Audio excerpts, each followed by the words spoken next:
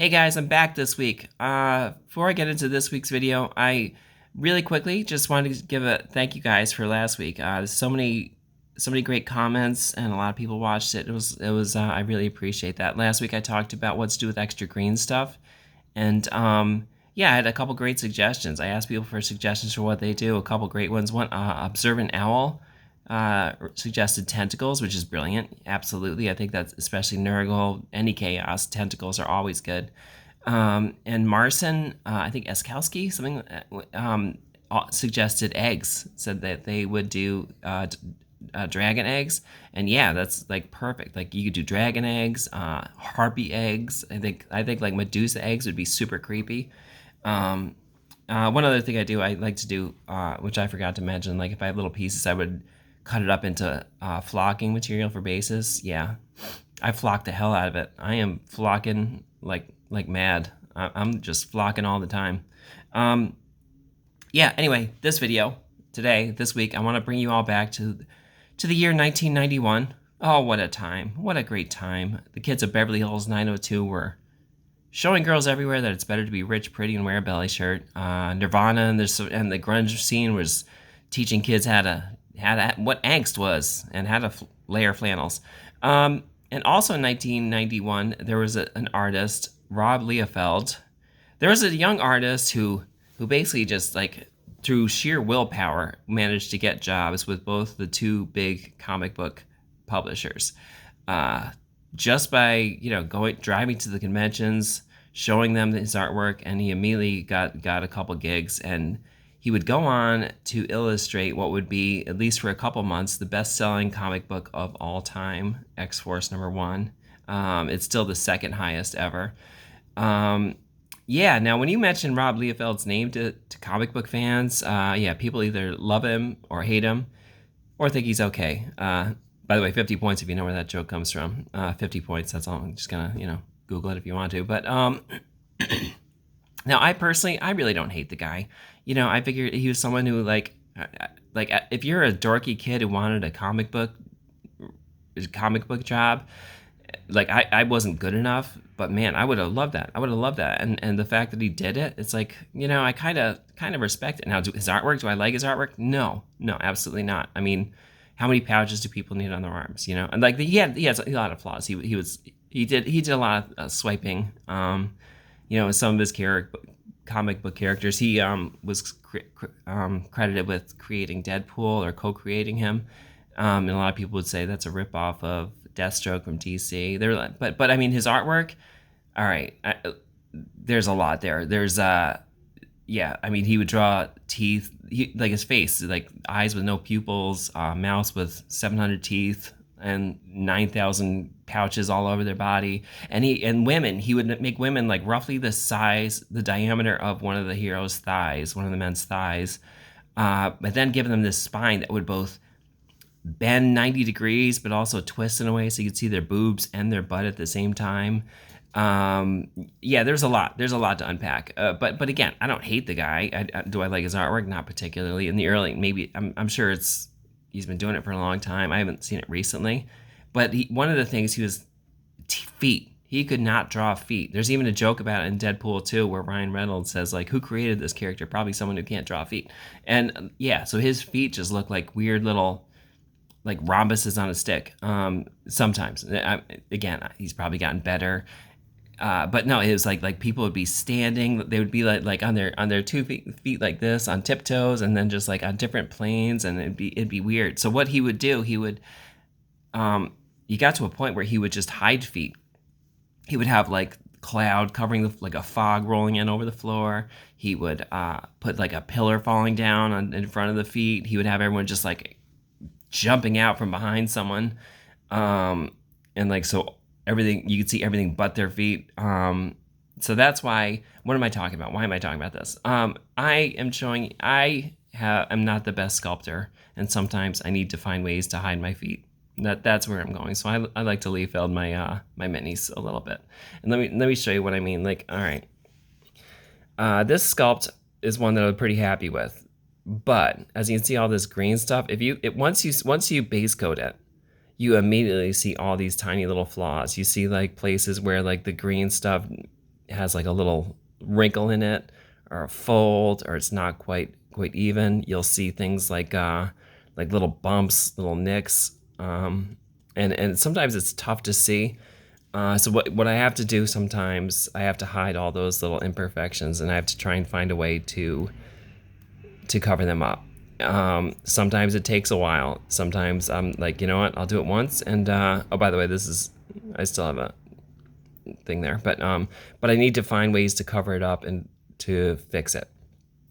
A couple things that I do. One, I just sand the hell out of it and then go back over it. But liquid green stuff is, someone called it the most useless thing that GW ever made. Which I don't know. They made Christmas ornaments. I mean, come on. I mean, I'm not saying I'm not anti-Christmas, but I mean, do they really have a purpose? Like some goblin with a Santa hat for $50 or whatever they charged. Yeah. So anyway, I use liquid green stuff. I smooth it over like spackle sometimes, and then sand it down, and it can usually get rid of a lot of those imperfections. But like, it's not going to get rid of all of them.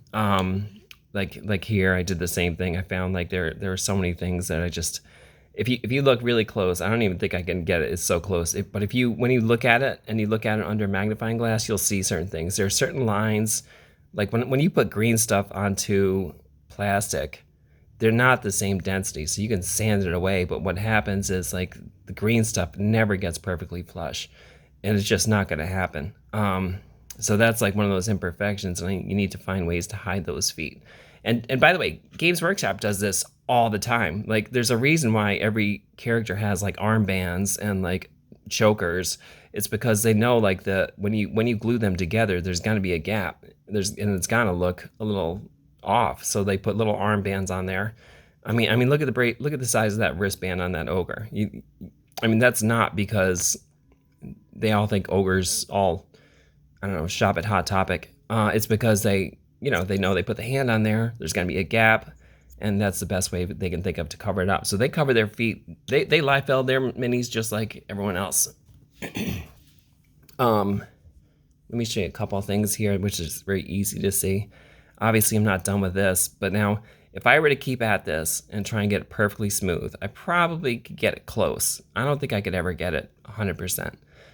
But instead, what I can do, I can add a texture over the top of it with liquid green stuff and make a fur texture. These are going to be cats, by the way, that are just like, I figure these cat ladies need to have cats with them. So that's what's going to happen with this. It's going to be like a burp. Obviously, it's going to have a head at some point. I am not looking forward to trying to sculpt a cat head. Yeah, look at my thumb. Like, my thumb is the size of an Apple Watch. Yeah, it's gonna be. We'll see. We'll see what happens. I don't know. I'm getting there. I'm gonna just add little layers, tiny little bit at a time, and hope I get there. What am I talking about? This is something I made completely from scratch, but it's not gonna be perfect.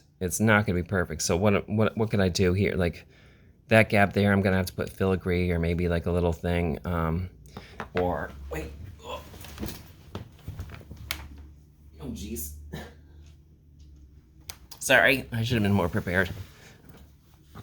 Or I could put like something like this on the back of it, like this. I also made these wheels from scratch because I didn't want to pay for I didn't want to buy a whole kit just for the wheels.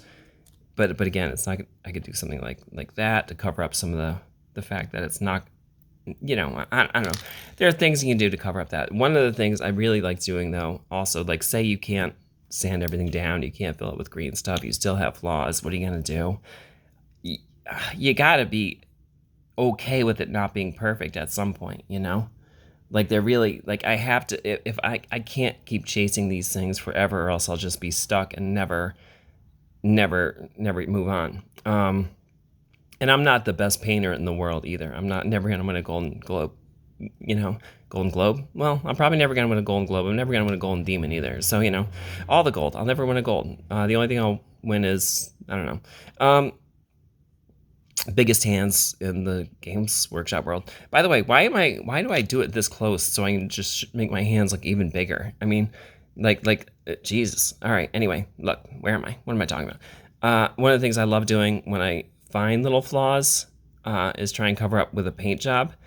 Now with this, by using these dots on a cheetah print, you can cover up so many flaws. It just distracts the eye so much because so there's definitely going to be a lip in there. Like there's definitely a lip, but because it's all spotted, you can look at it under a microscope and be like, oh, okay, there it is. And that's one thing you can do. You can also use the mud texture that you get from Games Workshop and just smear mud over the top of it for some things like Skaven. You could do that with the Tomb Kings and Vampire Knights. You can do it with ogres probably. And other, even this, like I could probably, if I really saw something, I could put like grease stuff all over. Like she just got out of the kitchen and murdered someone while also Sweeney Todding some shit. I don't know. So anyway, look, the point is, your sculpts, if you're gonna sculpt things, it's not gonna be perfect. There are things you can do. Like I don't think I want to sculpt a human face. I don't think I could. I don't think if I sculpted a human face that big, I don't know that it would work. But I could do a helmet. I could really do a helmet. That's pretty easy. I don't know that I can make, if I'm gonna sculpt a body from scratch, I could do some musculature. I mean, like this cat, you can tell get the basics of it, but fur makes it a lot easier. Shoulder pads make it easier. Armor makes it easier. You could put like this. I already know. Like I tried to reset the arms because I'm gonna give this old girl some weights, like she's a speed walker in the gym, and she's just tired of people making fun of her cats. I could give her, no, it's a her, by the way. I just haven't given her hair. I could give her hair to cover up those things where I reset, where I change the arms. I'm gonna give it another go though. I think I can make it look pretty darn good. But if I don't, I can find ways to try and make it look so it's not as bad. Anyway, that's what I'm talking about. By the way, if you know who Rob Liefeld is, I would love to know your opinion on him. I think it's a generational thing. I think like if you were 14 years old in 1991, I think you'd be like, man, I love that guy. He was great. He just like had some sexy women and I don't know, and gigantic guns. It was a very, like if you're a 13-year-old and you didn't have access to porn, it was a very phallic thing, I'm guessing.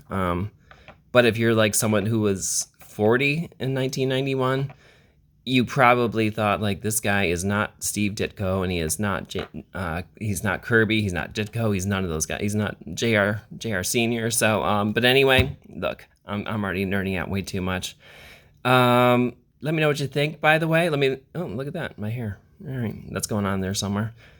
By the way, I did have a thought. Instead of nurglings, I'm gonna have furglings, which are gonna be fur balls, I think. So I'm gonna make fur balls. I had this thought to include my hair in there to make it look extra hairy, but that's probably weird. Yeah. Anyway, and these are the wheels that I tried to make from scratch. So instead of doing like trying to make 3 spokes or 6 spokes, I think 4 and 8 looks a little weird, but like 3 and 6, like factors of 3, but it's almost impossible without a protractor, and even with a protractor. So I just made this wood grain over the top of it instead, and I think it looks all right. But again, I digress. And this is the palanquin. So, all right. Anyway, that's where I'm at. It did have I was gonna put a giant banner post on the top of this thing, like just like, and then this, but it looked a little weird. So anyway, all right. Look, I'm talking too much. I'm showing my hands too much. Anyway, I hope you guys, thank you again for all the videos. Again, leave comments. Let me know what you think about whatever you want to talk about, and anything you want me to talk about. Thanks again, and I'll talk to y'all next week.